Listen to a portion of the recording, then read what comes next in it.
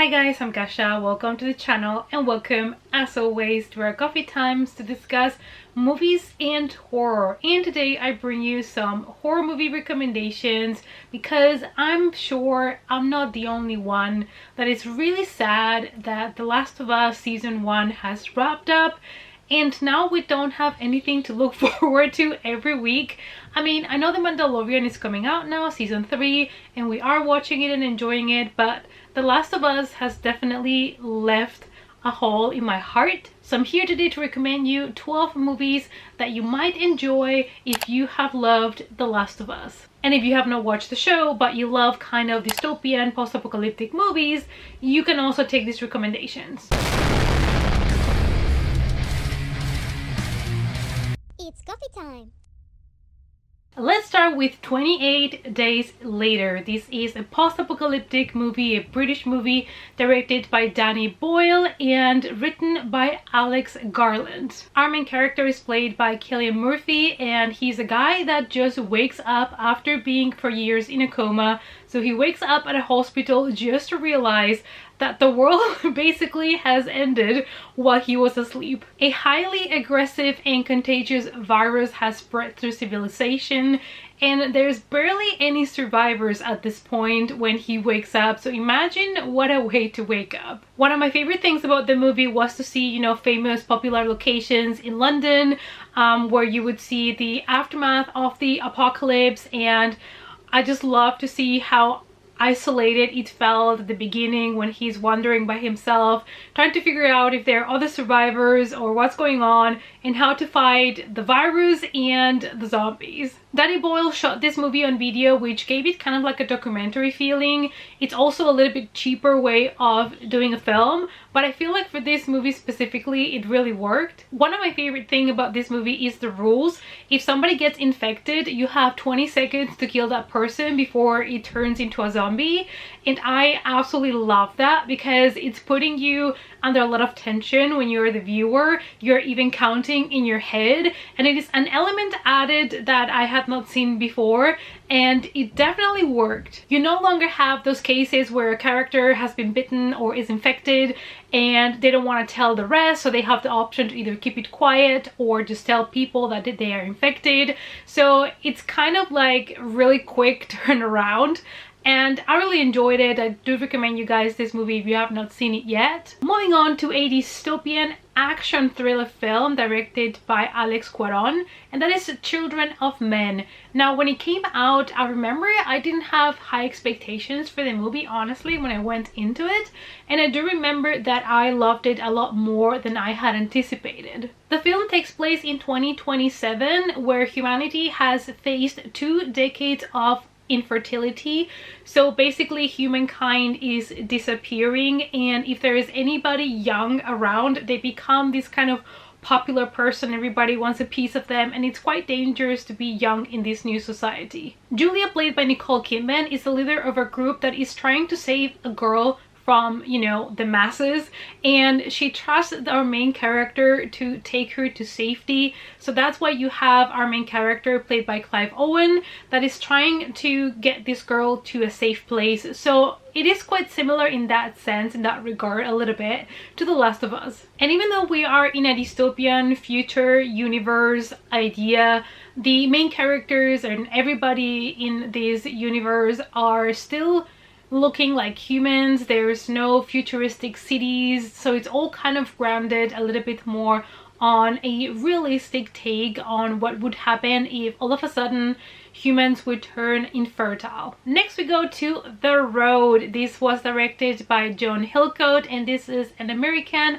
post-apocalyptic survival film, and it is adapted by the novel of the same name by Cormac McCarthy. And the story is fairly simple. We are in a post-apocalyptic world in which we follow a father that is trying to get his son to safety as they have to travel throughout deserted parts of the world, and this one is quite of a dark story. The story, as I've mentioned, is quite straightforward and simple. We follow a father and a son trying to survive in a world that is now really hostile.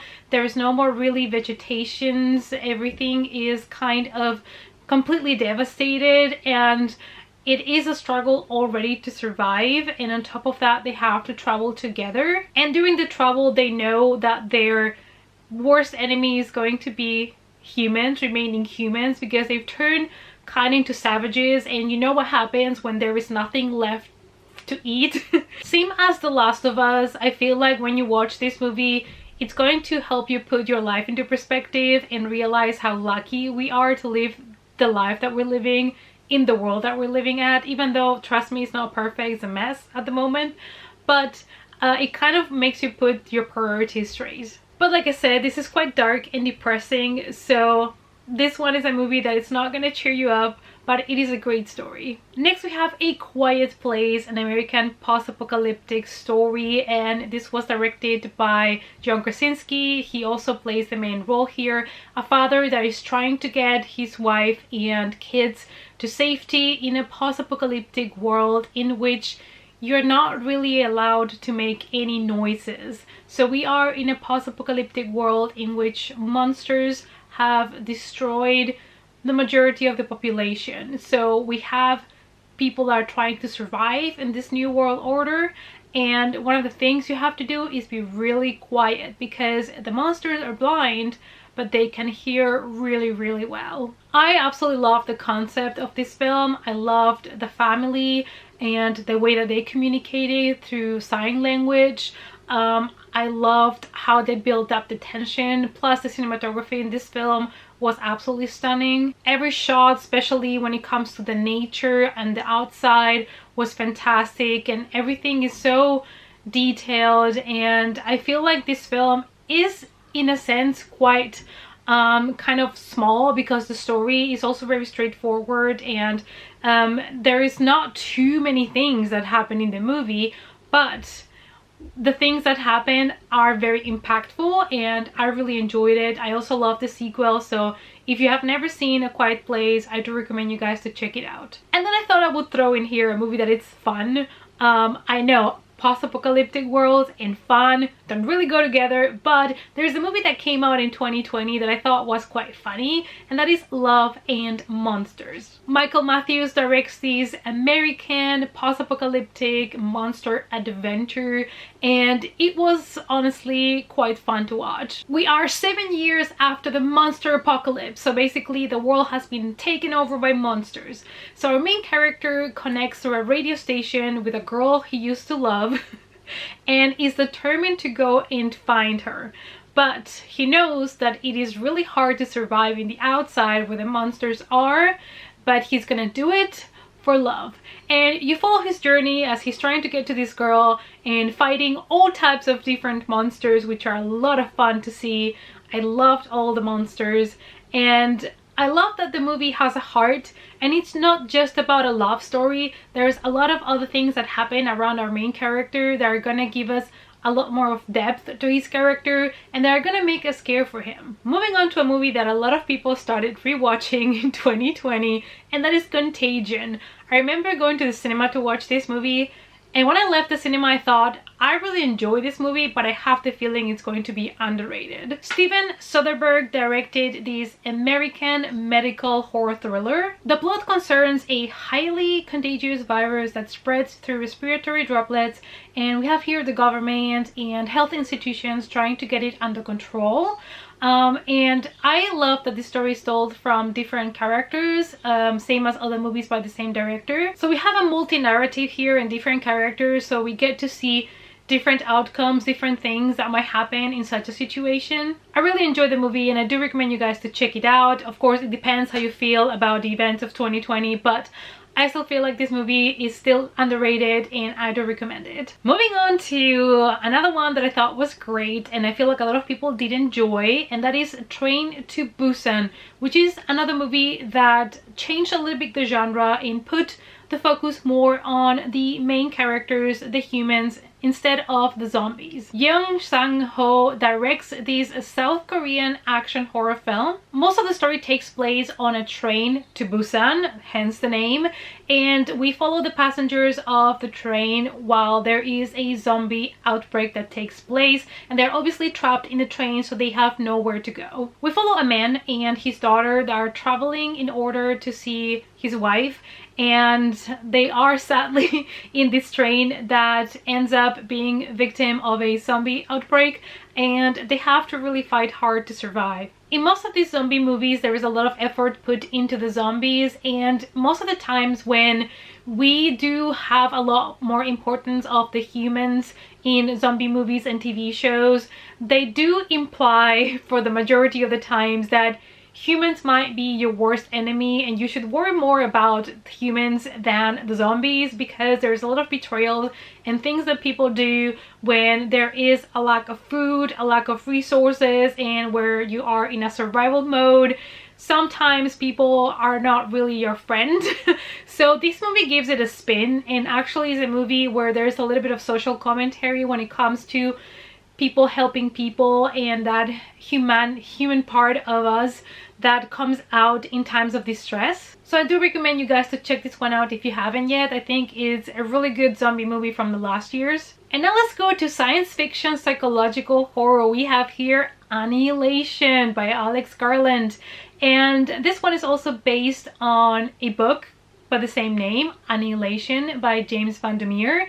It is part of a trilogy of books, but the movie is only based on the first book and they just kept it at that. Lena is a biologist that decides to join a mission to enter Area X. Area X is an area in America that it is extending, and it is something that it has its own border. Nobody knows what's in there, but the people that have managed to get in, they never come out, so they never know exactly what's going on in there because there is no way of them knowing what's in there. Once the teams go into this area, communications tend to fail and they disappear, lost contact, and then they never come out again. So Lena joins the mission because her husband was one of those that went in a previous mission, so she wants to know what happened to him. I feel like Garland has a talent for revealing just enough to keep us engaged with the story. I feel like the balance between really grounded conversations and human conversations of our main characters that are in this mission, together with the parts of, you know, the more kind of science fiction part of it, the more like vibrant colors and impressive images and monsters that we might get to see in this film. I just felt like that balance between the two was so well achieved, and I know not everybody's gonna be a fan of the ending, and it's another movie that has a lot of different interpretations. So if you have not seen it yet but you did enjoy other works by Alex Garland, I feel like you kind of know what you can expect. Next we have an American science fiction indie film, and that is Prospect, and this one you get a bonus because the main character is played by Pedro Pascal, who we all know it is playing Joel, which is the main character of The Last of Us. So it has been a really good year for Pedro Pascal with The Last of Us in Mandalorian Season 3. A man and his daughter are trying to harvest precious stones on an alien moon, but obviously when they're there, things are not gonna go as they planned, and they're gonna find themselves fighting for survival. And this one kind of explores as well greed and how humans are really greedy and how that sometimes puts us in danger. This is another movie that balances kind of, you know, the alien world and how it looks like, and more of those like futuristic kind of concepts with a more grounded story with really simple characters. This movie has a low start, but I can definitely recommend it to you as a hidden gem, and it's kind of like a western in space. Another post-apocalyptic horror thriller that I can recommend you guys is Bird Box, which was based on the book by the same name written by Josh Malerman. Now I have to say I think the book is much better. But I feel like the Netflix movie is worth one watch if you have not seen it yet. This movie presents us two different timelines. We have some flashbacks to before the apocalypse, and then we have the post-apocalyptic world in which our main characters are trying to survive. So basically, one day, out of the blue, some monsters arrived to Earth, and unexpectedly people started to die. And they realize that if you look at these creatures on the face, that's when they kill you. So people need to be blindfolded, and they're trying to survive, trying to avoid the creatures, and obviously trying not to look at them. So this is the scenario that we have, and I love the concept so much. I love how the movie presents the idea of, you know, having to survive in a world in which you no longer have anybody, you know, your whole family is gone, you have to trust other humans, you have to try to survive, avoiding these beasts that nobody, you know, has been able to figure out how to kill them, why they're here. It's all a mystery. So I do love that concept. Now, the movie was not perfect, but I still feel like if you guys have not watched it, you can give it a chance. Now let's go to a post-apocalyptic sci-fi movie that I feel like it has always been underrated, but it's always been one of my favorites when it comes to the post-apocalypse, and that is Snowpiercer by Bong Joon-ho. I loved this movie so much when I watched it. I could not believe that it was not recommended left and right. The movie is set 7 years after the world has become a frozen wasteland, so there is no way to survive on the outside anymore. So there is a train that is going around with some of the survivors, and there are two different classes here. We have people with money and power, and then we have the poor people that are at the back of the train in way worse conditions. This was such a good social commentary, and it has such fantastic visuals of the outside world when we were able to peek through the windows of the train, and I felt like they utilized the train and all the different ways that they could build action sequences inside of a train. And this is such a good movie. Definitely, guys, you gotta check it out if you haven't yet.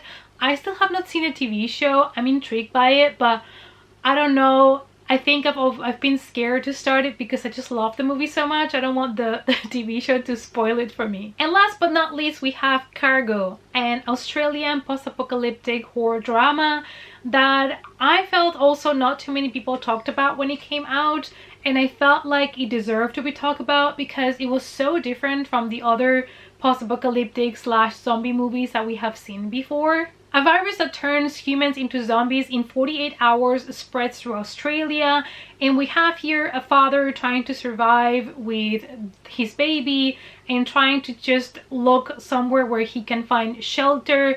And this is such a heartbreaking story. It is a true fight of a father for his kid, and I think the visuals in this movie were absolutely stunning. I love that a lot of the film was based on the drama in the family and fighting for survival when you have somebody that you care for, and it's more based on that than the zombies themselves. So if you have not seen it yet and you are ready to get your heart broken, you can check it out on Netflix. Alright guys, so these were 12 movies that you can watch if you need something after the ending of The Last of Us. I hope that you guys found something in this video interesting for you to watch. Let me know down below which other recommendations would you give to people that have just finished The Last of Us and they need more good post-apocalyptic vibes. Thank you guys as always so much for watching, and I hope to see you all as always in our next coffee time. Bye!